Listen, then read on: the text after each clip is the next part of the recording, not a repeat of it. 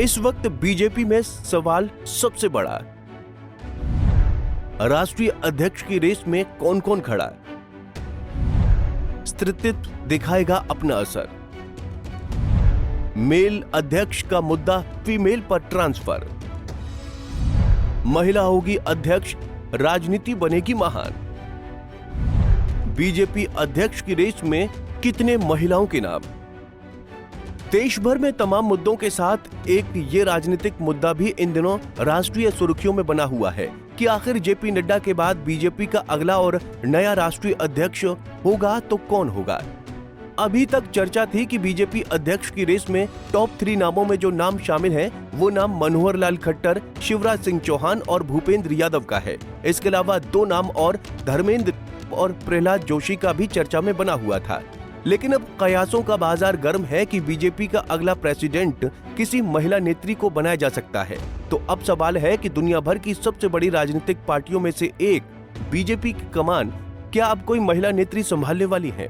क्या अब कोई महिला अध्यक्ष बनाई जाएगी? महाराष्ट्र, बिहार, मध्य प्रदेश, हिमाचल प्रदेश और उत्तराखंड समेत 22 राज्यों के बीजेपी प्रदेश अध्यक्षों के चुने जाने के बाद अब राजनीति से ताल्लुक रखने वाले हर एक शख्स को बड़ा ही बेसब्री से इंतजार है कि मौजूदा वक्त में देश की सबसे बड़ी पॉलिटिकल पार्टी बीजेपी का नया राष्ट्रीय अध्यक्ष किसे नियुक्त किया जाएगा। बीते साल भी लगातार राजनीतिक गलियारों में इस बात की चर्चा जोरों शोरों से बनी रही थी कि बीजेपी का नया राष्ट्रीय अध्यक्ष किसे नियुक्त किया जाएगा। हालांकि ऐसा कुछ भी नहीं हुआ और बीजेपी के शीर्ष नेतृत्व ने जेपी नड्डा के कार्यकाल को और बढ़ा दिया। अब वो बढ़ा हुआ कार्यकाल भी पूरा होने वाला है, तो इसलिए इस साल की शुरुआत से भी इस बात की चर्चा जोरों पर है कि बीजेपी को अगला और नया राष्ट्रीय अध्यक्ष किसे नियुक्त किया जाना है। इन दिनों सियासी गलियारों में नामों को लेकर खूब सारे कयास लगाए जा रहे हैं। कोई कह रहा है कि इस बार बीजेपी का नेतृत्व कोई महिला नेत्री करती नजर आएगी, तो कोई कह रहा है कि महिला नेत्री का नाम देश की दक्षिण दिशा से भी सामने आ सकता है, तो कोई कह रहा है कि नहीं, उत्तर के नाम को ही ज्यादा तवज्जो दी जाएगी। इस तरह के तमाम कयास इन दिनों देश की राजनीति में हर तरफ तैरते फिर रहे हैं। बीजेपी के नए राष्ट्रीय अध्यक्ष के चुनाव की प्रक्रिया पर पार्टी में विचार, मंथन, चिंतन लगातार जारी है। पार्टी इस बार बड़े बदलाव की ओर बढ़ती नजर आ रही है।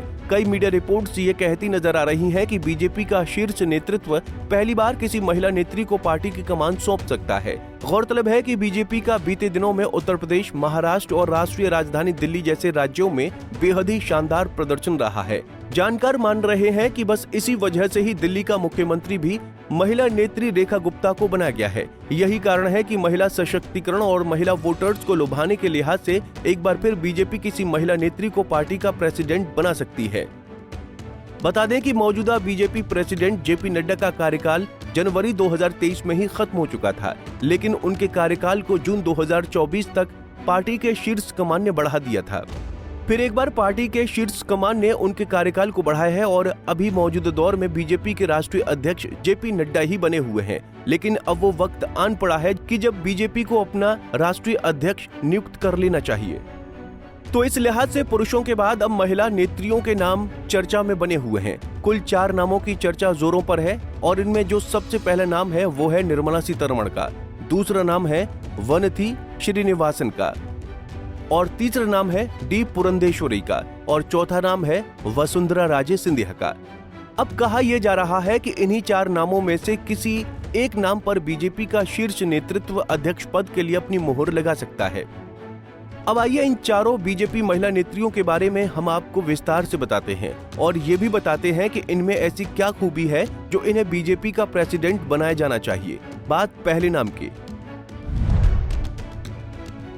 निर्मला सीतारमण बीजेपी की सीनियर नेत्री हैं, जेएनयू से पढ़ी हैं, अच्छा आर्थिक ज्ञान है, मौजूदा देश की वित्त मंत्री हैं, पार्टी में काफी मजबूत पकड़ बना चुकी हैं, केंद्र सरकार के साथ लंबे अनुभव के साथ काम कर चुकी हैं। हाल ही में बीजेपी के दिल्ली मुख्यालय में उनकी मुलाकात प्रेसिडेंट जेपी नड्डा और महासचिव बीएल संतोष से हुई है। दक्षिण भारत का होना भी निर्मला सीतारमण के लिए एक प्लस पॉइंट है। बीजेपी के लिए विस्तार का रास्ता वो खोल सकती हैं, ऐसी उम्मीद है।